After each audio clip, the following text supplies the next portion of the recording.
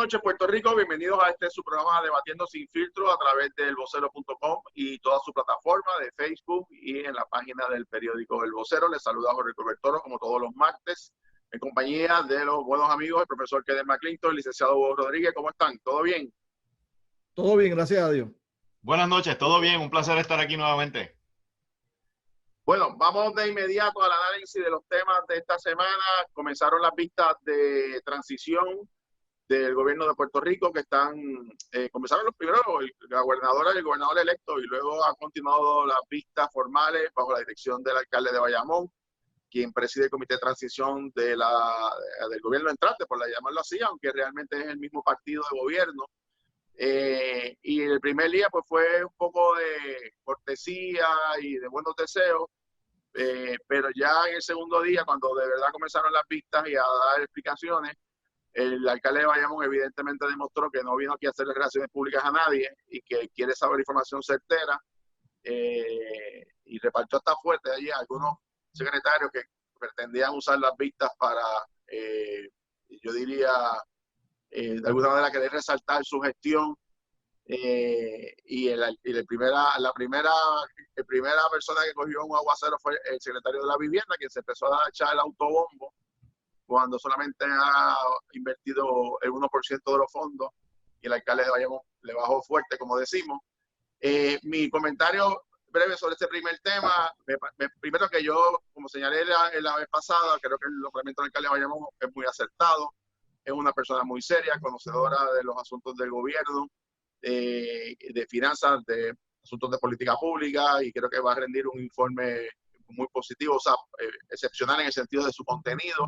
Y además que me parece que lo que está demostrando desde el primer día de que no va a estar haciendo aquí relaciones públicas a nadie, sino que quiere información certera. Ya sacó la cantidad de puestos de confianza, las liquidaciones que son alrededor de $8 millones que hay que Conoce pagar. el aire Air Max Eficiencia 20.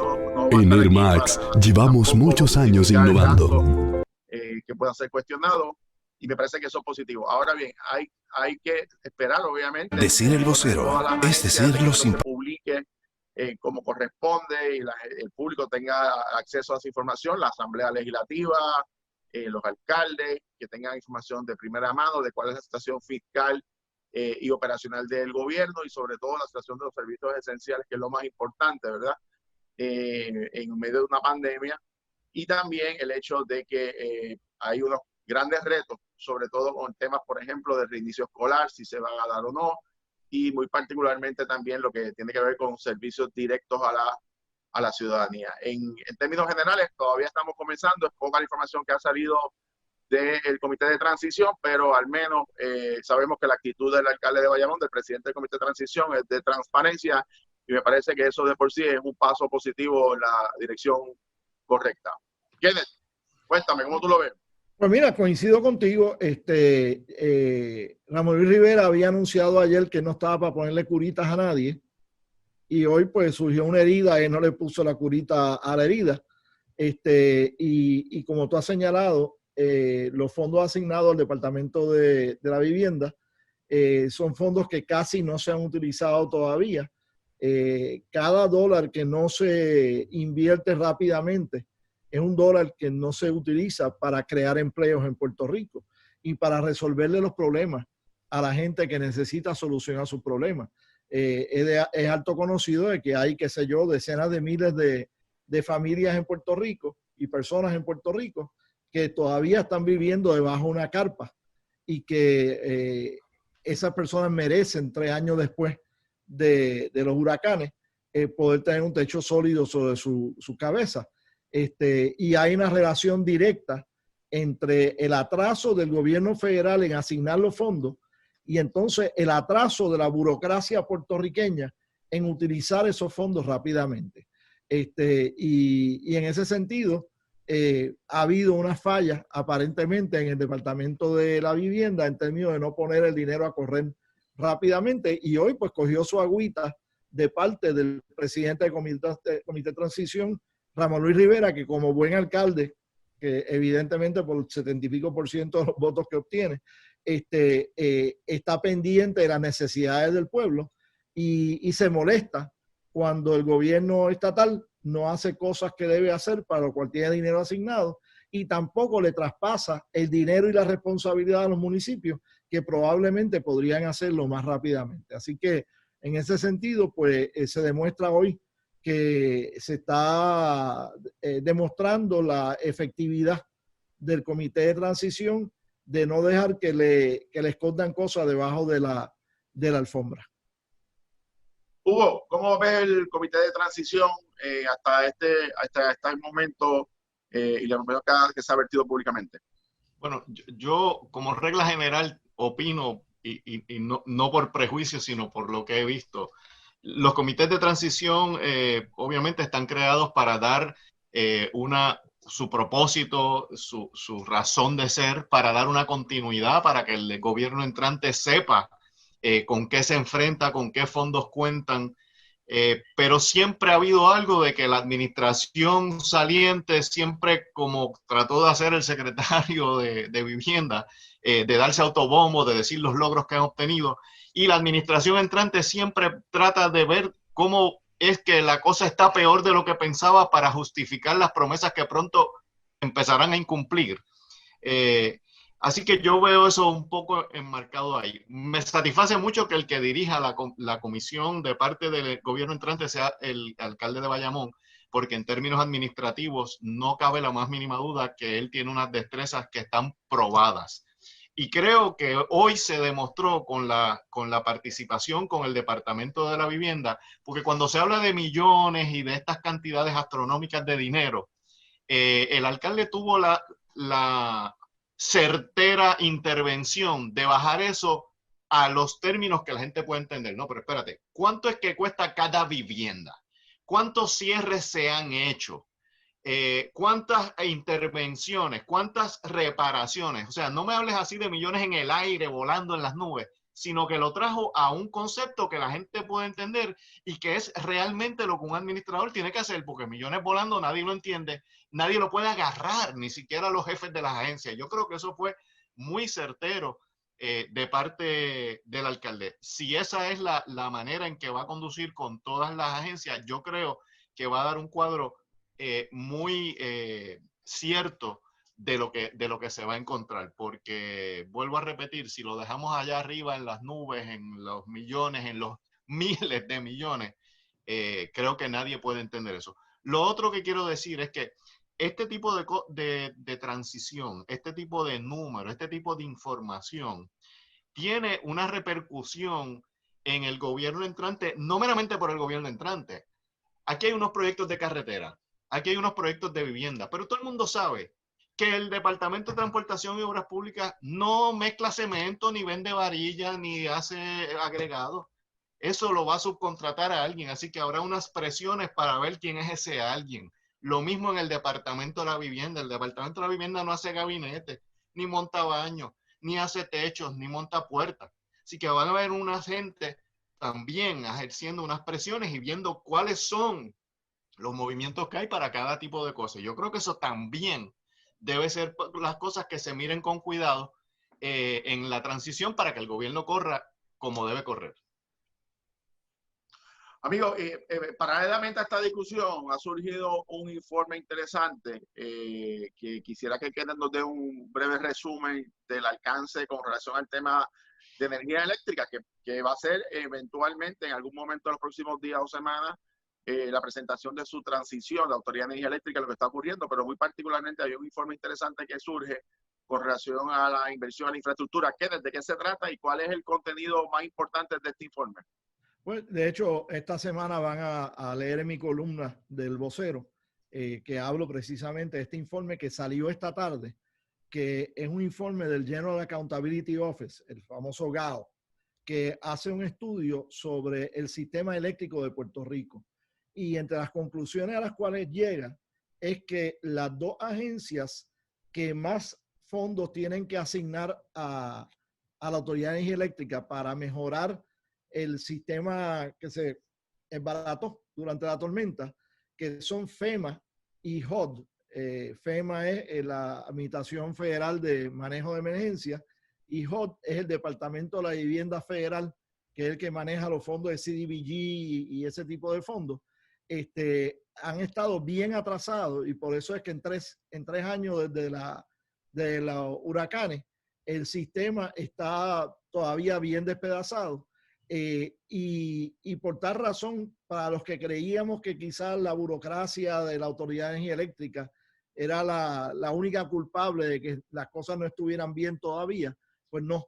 Este informe congresional indica que FEMA y en mayor grado HUD no han hecho a tiempo todas las gestiones que tienen que hacer para traspasar el dinero que ya el presidente Trump había anunciado hace como un mes atrás, que eran alrededor de 10 billones de dólares, que se iban a utilizar para reconstruir y modernizar la red eléctrica en Puerto Rico.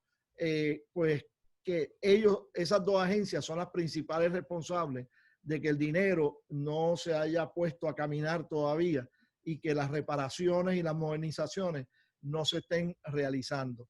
Yo creo que en ese sentido, este estudio, aunque el estudio como tal no logra que te den dinero, ni que se acelere el dar el dinero, es un arma que va a tener la comisionada residente Jennifer González, es un arma que va a tener el gobernador electo Pedro Pierluisi para insistir con el gobierno federal que echen a caminar el dinero y que empiecen a aprobar los proyectos que se les están presentando para empezar a mejorar el sistema. Y además menciona la necesidad de que las mejoras del sistema creen un sistema resiliente y que se adelante la energía renovable que tanta falta hace. De hecho, y voy a mencionarlo en mi columna mañana o pasado mañana, yo entiendo que parte de ese dinero se debe reprogramar porque van a usar decenas de millones de dólares o cientos de millones de dólares para mejorar la iluminación pública en Puerto Rico. Yo personalmente creo, y en eso pues acepto la opinión de un amigo mío que es un ingeniero en la NASA, cuya función es medir la iluminación artificial en todo el globo terráqueo y que ha identificado que verdaderamente Puerto Rico es the shining star in the Caribbean, no porque le hayan puesto ese mote en una campaña de turismo hace un par de décadas atrás, sino porque realmente Puerto Rico está sobreiluminado. Tú viajas en los estados y tienes las carreteras y las calles bien pintaditas con reflectores en los lanes y todo tipo de cosas, y no tienen iluminación artificial en muchas calles y carreteras porque la manera que está señalizado la carretera no necesita iluminación artificial. Acá en Puerto Rico, el caminito más bobo de la ruralía tiene iluminación artificial, pero no tiene bien pintadas las líneas ni tiene los reflectores y eso. Si tú tuvieras eso bien pintado y bien con reflectores, los llamados ojos de gato, pues no tendría la necesidad de tener tanta iluminación, no tendríamos que gastar tanta electricidad y podríamos estar con el ambiente mucho más seguro de lo que está. Y tendríamos a Miguel Román, el ingeniero Miguel Román, allá en la estación Goddard de la NASA en Maryland, no teniendo que estar mirando tanto a su patria puertorriqueña porque habría menos iluminación de noche, porque no hace falta si hacemos bien las cosas en la reparación de carreteras y ese tipo de cosas. Hugo, en términos de la Autoridad de Energía Eléctrica, obviamente es un reto grande, igual que otras corporaciones públicas en este proceso de transición. ¿En qué tema, aparte de obviamente, de los fondos de recuperación e infraestructura, el Comité de Transición debe de poner el ojo en relación a la situación particular financiera y operacional de las corporaciones públicas? Bueno, lo primero que quiero decir, gracias a Kenneth por traernos esa información. Yo no quisiera opinar irresponsablemente sin haber leído la totalidad del informe, pero basándome en lo que dice Kenneth, yo creo que ahí hay, ¿verdad?, cosas que no se mencionan y que todos tenemos en nuestra mente. Y es cierto que todos también tenemos el hecho de que no se han transferido todos los fondos que supuestamente habían sido anunciados. Pero recordemos que aquí hubo una serie de tropiezos muy grandes en esto de la recuperación y ¿verdad?, viene a mi mente el famoso nombre aquel de Whitefish, aquella compañía que se contrata con con unas cantidades astronómicas en su contrato y que resultaba que era una compañía que no tenía ningún tipo de experiencia en reconstrucción de redes. Recuerdo también aquella famosa denuncia que se hizo de que la Autoridad de Energía Eléctrica no había activado los famosos pactos que hay con distintas jurisdicciones para cuando ocurren desastres, esas otras jurisdicciones envíen ayuda, envíen recursos, envíen personal. Así que a mí me parece que no es meramente la burocracia de los Estados Unidos y de las agencias encargadas de hacer la distribución de los fondos lo que ha causado esa lentitud o lo que ha causado que el sistema no haya sido restablecido, reparado o adelantado esos trabajos. Creo que hay unas razones adicionales como las que he mencionado y que pues hay que trabajarlas todas, porque en la medida en que esos fondos se asignen y volvamos a cometer los mismos errores, volvamos a cometer las contrataciones de gente que no tiene la capacidad, la experiencia, volvamos a hacer esas contrataciones por las que el gobierno de Puerto Rico es famoso, en donde a todo el mundo le cuesta $1, pero al gobierno de Puerto Rico le cuesta 10, pues creo que ahí tenemos que también tener mucho cuidado. El comité de transición, precisamente, creo que tienen que empezar por lo básico, ¿verdad? Finanzas. ¿Qué es lo que hay? ¿Cuánto hay? ¿Qué recursos se necesitan? Y no quiero ser repetitivo en esto, pero la contratación del gobierno se caracteriza por me parece a mí un bochornoso a veces derroche de dinero. Vuelvo a repetir, a veces un lápiz le cuesta un peso a cualquier ciudadano, pero el gobierno, los intermediarios, por la gente a que se le dio el contrato, pues ese lápiz que a cualquiera de nosotros nos costaría $1, le cuesta 5, 6, 7 dólares. Creo que eso es algo que hay que tener en la mira. No olvidemos otra cosa. Los presupuestos que están corriendo ahora mismo son los presupuestos de mitad de un año fiscal. En otras palabras, el gobierno entrante tiene que ceñirse a un presupuesto que fue aprobado en junio del año pasado y que ya lleva 6 meses operando. Es decir, que van a coger unas figuras corriendo, tienen que ajustarse a esas figuras que están corriendo de la manera más responsable posible para entonces hacer su composición de lugar en lo que resta del año fiscal y para poner en función unas medidas de administración y de gerencia que yo creo que no las hemos visto demasiado en los últimos años. Me quedan unos minutitos finales. Quiero tocar rápido el tema del recuento, o más bien el escrutinio general. Aparecieron 46,000 papeletas, supuestamente se han contado.